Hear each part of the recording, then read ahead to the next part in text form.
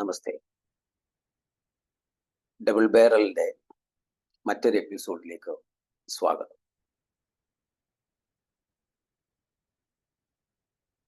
ഒരുപാട് കുറെ വീഡിയോകൾ ഞങ്ങൾ ചെയ്തു. നിങ്ങളെല്ലാവരും നിങ്ങളെ വീഡിയോകൾ കണ്ട് നല്ലൊരു പ്രോത്സാഹനമാണ് ഞങ്ങൾക്ക് തന്നുകൊണ്ടിരിക്കുന്നത്. വളരെ സന്തോഷം. ഇനിയും അത് ഉണ്ടാകണം. പുതുതായിട്ട് കാണുന്നവര് എന്ത് തന്നെ ആയാലും ഈ വീഡിയോ കണ്ടു കഴിഞ്ഞതിന് ശേഷം നിങ്ങൾക്ക് ഇഷ്ടപ്പെട്ടു കഴിഞ്ഞാൽ ഒന്ന് സബ്സ്ക്രൈബ് ചെയ്ത് ബെൽ ബട്ടൺ അമർത്തി ഞങ്ങളെ പ്രോത്സാഹിപ്പിക്കണമെന്ന് നിങ്ങളോട് ഒന്ന് അഭ്യർത്ഥിക്കുക. ഈ 2024 ഒരു തെരഞ്ഞെടുപ്പ് അഭിമുഖീകരിച്ചു കഴിഞ്ഞു. നരേന്ദ്രമോദിജി അവിടെ പ്രധാനമന്ത്രിയായി സ്ഥാനാരോഹണം ചെയ്യപ്പെട്ടു കഴിഞ്ഞു. അപ്പൊ BJP ഇങ്ങനെ മുന്നേറിക്കൊണ്ടിരിക്കുകയാണ്. രാജ്യത്തിലെല്ലാ ഭാഗങ്ങളിലും BJPയുടെ ഭരണം അങ്ങനെ തിളങ്ങി നിൽക്കുകയാണ്. ഇതുവരെ ഒന്നും സംഭാവന ചെയ്യാൻ പറ്റാത്ത ഒരു സംസ്ഥാനം ഉണ്ടായിരുന്നെങ്കിൽ അത് നമ്മുടെ കേരളം മാത്രമായിരുന്നു. കേരളത്തിന് മാത്രം നമുക്ക് ആരെയും അങ്ങനെ ഒരു MP ആയിട്ട് അങ്ങോട്ട് കൊടുക്കാൻ പറ്റിയിട്ടില്ല. വാജ്പേയി സർക്കാരിന്റെ കാലത്ത് പറ്റിയിട്ടില്ല. അത് കഴിഞ്ഞിട്ട് ഇപ്പോ മോദിജിയുടെ സർക്കാരിന്റെ കാലത്ത് കഴിഞ്ഞ 10 വർഷവും സാധിച്ചിരുന്നില്ല. പക്ഷേ ഈ 24 തിരഞ്ഞെടുപ്പില് മോദിജി പറഞ്ഞു അക്കൗണ്ട് തുറക്കുമെന്ന് അദ്ദേഹം പറഞ്ഞു. അമിത്ഷാജിയും പറഞ്ഞു. അക്കൗണ്ട് തുറന്നു. അപ്പൊ അത്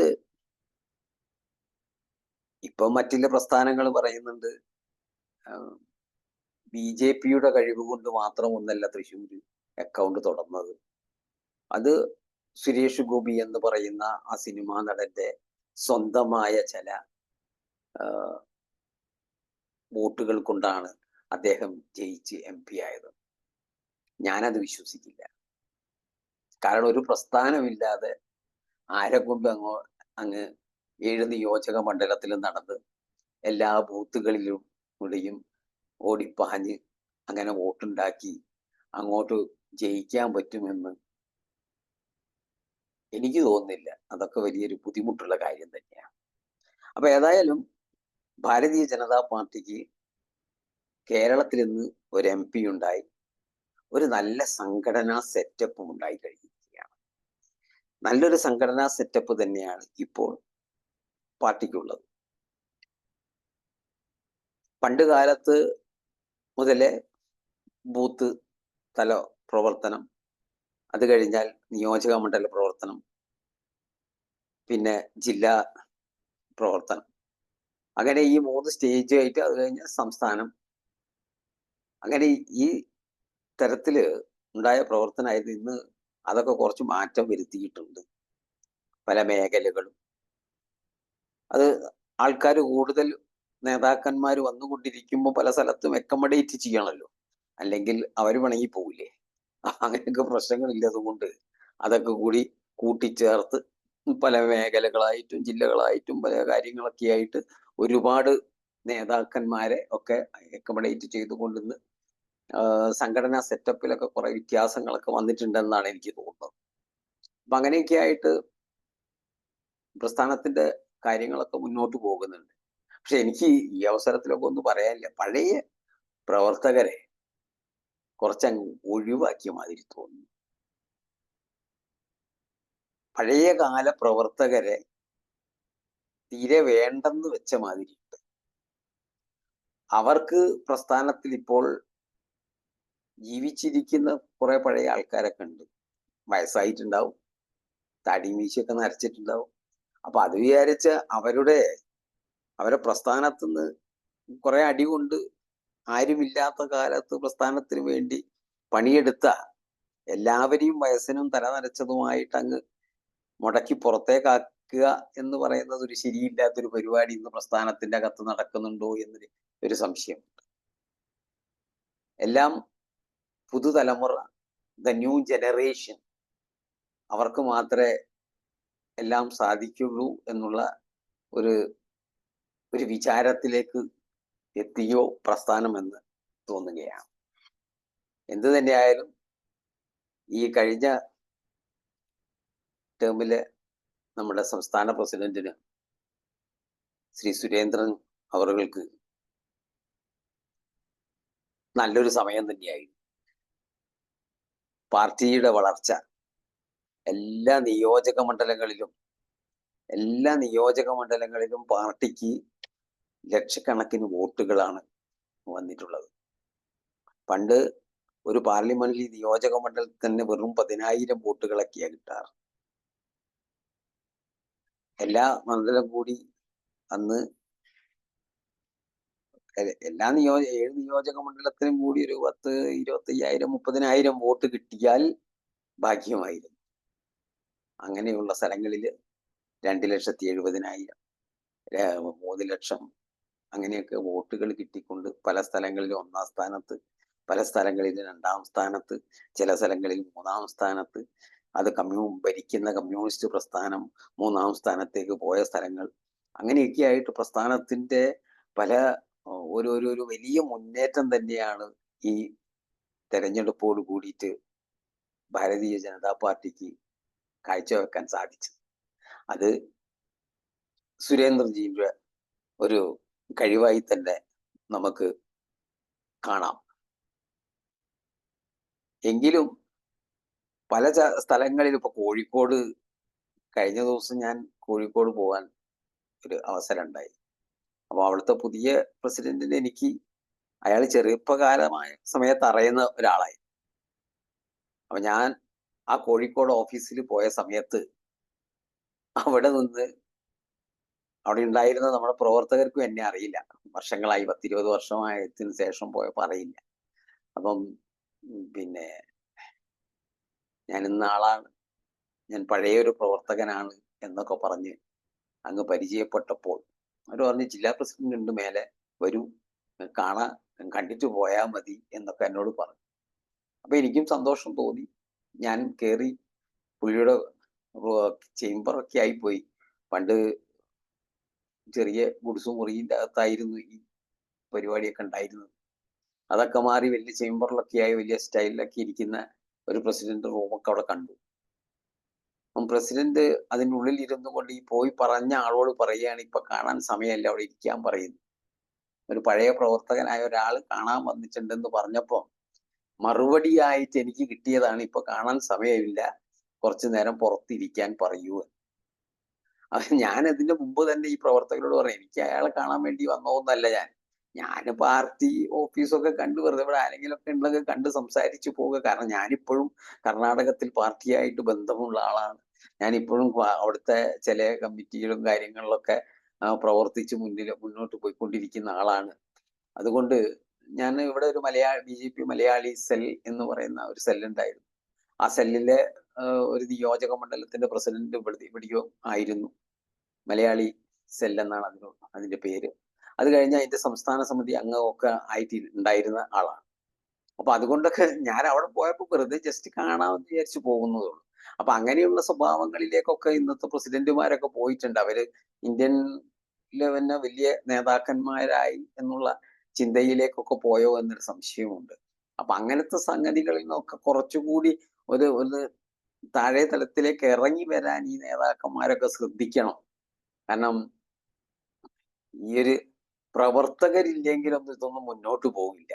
ഞാൻ ഇന്നും ഈ കർണാടകത്തിലാണെങ്കിലും കോഴിക്കോടുള്ള എൻ്റെ പഴയ സുഹൃത്ബന്ധവും ആൾക്കാർക്കും ഫോൺ ചെയ്ത് BJPക്ക് വേണ്ടി 2 വോട്ടെങ്കിലും പിടിക്കുന്ന ഒരാളാണ് ഞാൻ. അതെങ്കിലും ഫോൺ ചെയ്ത് പറയും, അവർ ചെയ്തില്ലെങ്കിലും ഒന്ന് പ്രസ്ഥാനത്തിന് വോട്ട് ചെയ്യണം, വിജയിപ്പിക്കണം, നരേന്ദ്രമോദിയുടെ കാര്യമൊക്കെ പറഞ്ഞിട്ടെങ്കിൽ ഞങ്ങൾ ഫോണൊക്കെ ചെയ്ത് അതൊക്കെ ഇന്ന് ചെയ്യാൻ പറ്റുന്ന പ്രവർത്തനമുണ്ട്. അല്ലെങ്കിൽ ഒരു നമ്മുടെ മീഡിയകളിലൂടെ ബന്ധപ്പെടാറുണ്ട്. അങ്ങനെയൊക്കെ ഒരു പ്രവർത്തകൻ തന്നെയാണ്. ഇതേ തരത്തിലുള്ള പഴയ ഒരുപാട് പ്രവർത്തകരുണ്ട്. ഈ പ്രവർത്തകരെയൊന്നും ഒരു മൈൻഡും ഇല്ലാത്ത ഒരു സ്ഥിതിവിശേഷത്തിലേക്ക് പാർട്ടി പോയിക്കൊണ്ടിരിക്കുന്നുണ്ട്. അത് പാർട്ടിക്ക് ദോഷം ചെയ്യും. ഇന്ന് നരേന്ദ്രമോദിയുടെ പേരിൽ നിങ്ങൾ മുന്നോട്ട് വന്നു, എല്ലാ സ്ഥലത്തും നിങ്ങൾക്ക് വോട്ട് കിട്ടി. അല്ലാതെ കേരളത്തിലെ കമ്മ്യൂണിസ്റ്റ് പ്രസ്ഥാനത്തിന്റെ ഭരണത്തിന്റെ വൃത്തികേടുകൾ സഹിക്കാൻ പറ്റാത്തത് കൊണ്ടും കൂടിയാണ് നിങ്ങൾക്ക് വോട്ട് കിട്ടിയത്. അത് നിങ്ങൾ ചിന്തിക്കേണ്ടത് തന്നെയാണ്. അപ്പം അടുത്ത് വരാൻ പോകുന്നത് തദ്ദേശ സ്വയംഭരണ സ്ഥാപനങ്ങളിലേക്കുള്ള തെരഞ്ഞെടുപ്പാണ്. അപ്പം ആ സ്വയംഭരണ സ്ഥാപനങ്ങളിലേക്കുള്ള തെരഞ്ഞെടുപ്പ് വരുന്ന സമയത്തും പഞ്ചായത്ത് തെരഞ്ഞെടുപ്പൊക്കെ വരുന്ന സമയത്ത് അവിടെയും നിങ്ങൾ പോയി നരേന്ദ്രമോദിയെ പറയുന്നതിൽ വലിയ കാര്യമൊന്നുമില്ല. അവിടെയും പോയി പറയുന്നത് നരേന്ദ്രമോദിയാണ്.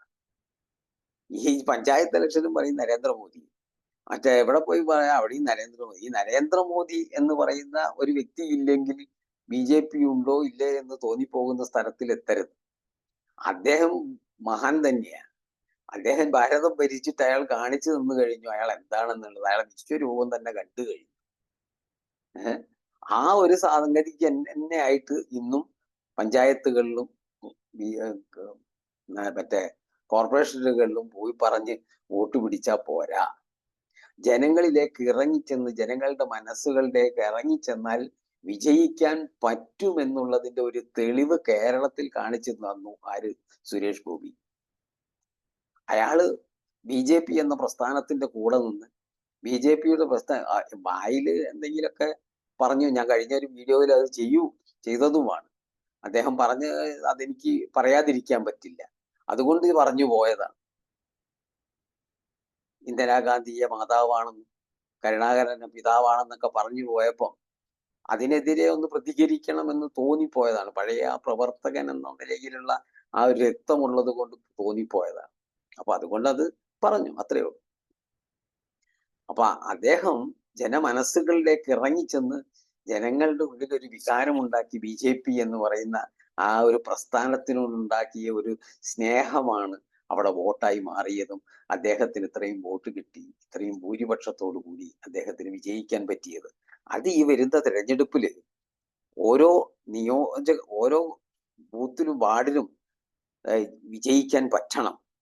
അപ്പോഴാണ് പ്രസ്ഥാനത്തിന്റെ വിജയമായി മാറുന്നത്.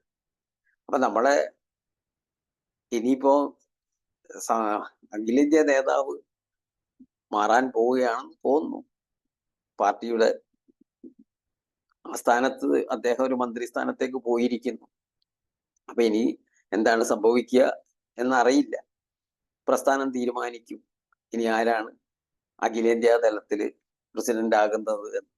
അതേ തരത്തിൽ തന്നെ സുരേന്ദ്രന് തന്നെ ഭാഗ്യമുണ്ടോ വീണ്ടും ഒരു പ്രസിഡന്റായി വന്ന് ഈ വരുന്ന തെരഞ്ഞെടുപ്പ് കൂടി ഫേസ് ചെയ്യാനുള്ള ഭാഗ്യം അദ്ദേഹത്തിന് തന്നെയാണോ എന്നറിയില്ല. അതിനുവേണ്ടിയുള്ള എന്തൊക്കെ കാര്യങ്ങളാണ് നടക്കുന്നതൊന്നും നമുക്ക് ഇപ്പോൾ അറിയാൻ പറ്റില്ല. എന്തായാലും അത് നടന്ന് അദ്ദേഹം തന്നെ വരികയാണെങ്കിൽ വരട്ടെ. അദ്ദേഹത്തിന് തന്നെ ഇതേ തരത്തിൽ ഇനിയും ഒരു ടേം കൂടി ഇരിക്കാനുള്ള ഭാഗ്യം ഉണ്ടാകട്ടെ എന്ന് നമുക്ക് ആശിക്കാം. പക്ഷേ ഈ സമയത്തും നമ്മൾ ഈ പഴയ പ്രവർത്തകരെയും ആൾക്കാരെയൊക്കെ ശ്രദ്ധിക്കണമെന്ന് പറയാൻ തോന്നുകയാണ്. അതേ തരത്തില് മറ്റുള്ള പ്രസ്ഥാനങ്ങളിൽ നിന്ന് വരുന്ന എല്ലാവരെയും അങ്ങ് കൂട്ടിക്കൊണ്ടുവരിക. മറ്റുള്ള പ്രസ്ഥാനത്തു നിന്നൊക്കെ ഒരുപാട് പേര് അവിടുന്ന് വരുന്നുണ്ട്, വരട്ടെ, നമ്മുടെ മെമ്പർമാരാകണം, പാർട്ടിയിൽ ഉണ്ടാവണം, ഒക്കെ ശരി തന്നെ. വന്ന ഉടനെ പാർട്ടിയുടെ സംസ്ഥാന കമ്മിറ്റിയിൽ, അപ്പൊ ഈ സംസ്ഥാന കമ്മിറ്റിന്റെ ഒക്കെ ഒരു വിലയും നിലയും ആലോചിച്ചു പോയി. സംസ്ഥാന വൈസ് പ്രസിഡന്റുമാരായിട്ട് കഴിഞ്ഞ ദിവസം ഏതോ സിനിമാ നടൻ, ഒരു സിനിമ ഡയറക്ടർ, പ്രൊഡ്യൂസർ ഒക്കെ വരിക. അങ്ങ് പോവുക. അവരെന്തിനു വേണ്ടി വന്നു എന്ന് അവർക്ക് തന്നെ അറിയോ എന്ന സംശയമാണ്. അപ്പൊ മോദിജിയെ കണ്ടുകൊണ്ട് ആ ഒഴുക്കിൽ ഇങ്ങനെ വന്നുകൊണ്ടേയിരിക്കുന്നു. ഈ ഒഴുക്കൊക്കെ കുറച്ചൊന്ന് തടഞ്ഞു നിർത്താൻ പറ്റി നമ്മളെ പഴയ ആൾക്കാരെയും പ്രവർത്തകരെയും ഒക്കെ ഒന്ന് നോക്കാൻ വേണ്ടി ഈ സംസ്ഥാന കമ്മിറ്റിയൊക്കെ നോക്കണമെന്ന് കൂടി ഞാൻ ഈ അവസരത്തിലൊക്കെ ഒന്ന് പറയുകയാണ്. അപ്പം ഈ വരുന്ന ഇനി പുതിയതായിട്ട് ആര് വരും എന്ന് നമുക്കറിയില്ല. പുതുതായിട്ടുള്ള കമ്മിറ്റി ആരാണെന്ന് നമുക്കറിയില്ല. പല പേരുകളും കേൾക്കുന്നു. MT രമേശിനെ കേൾക്കുന്നു. MT രമേശ് പല പോസ്റ്റുകളിൽ ഇരുന്ന ഒരാളാണ്.